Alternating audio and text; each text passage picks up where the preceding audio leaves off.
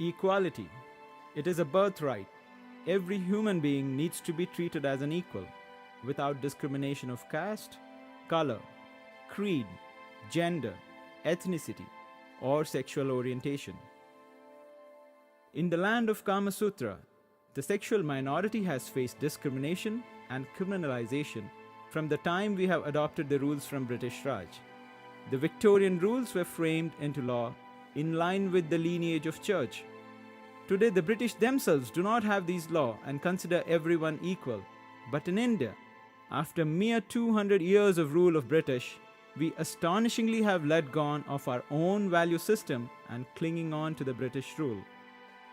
The recent decision of Supreme Court of India to overturn Delhi High Court's landmark judgment of 2009 to repeal Section 377 has many of us aghast, many of us cringing, and many of us rejoicing.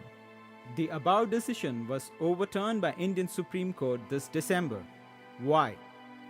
If you look at this carefully, it is more a decision based on invalidity of the process than Supreme Court ruling against equality. Love has no color, no creed, and no gender. Love is love. Whomever you choose to love and your heart wants to love, why should there be discrimination because one chooses to love someone from his or her own gender, especially when it is consensual and not forced upon either? Don't a gay couple feel the pain, the longing, and the warmth of a loved one the same way as a heterosexual couple?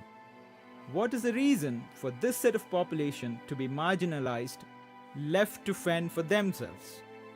Just because the Delhi High Court repealed the law 377, it doesn't translate to elimination, striking of this law from Indian penal system. In lieu of this, the judiciary still has to follow the law, and the law still states the 377 being valid.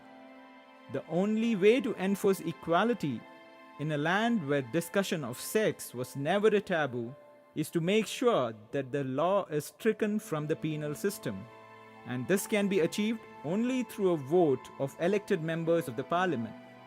The role of the judiciary is to interpret the existing law and not to frame laws. Framing laws or amending laws is the job of the parliament.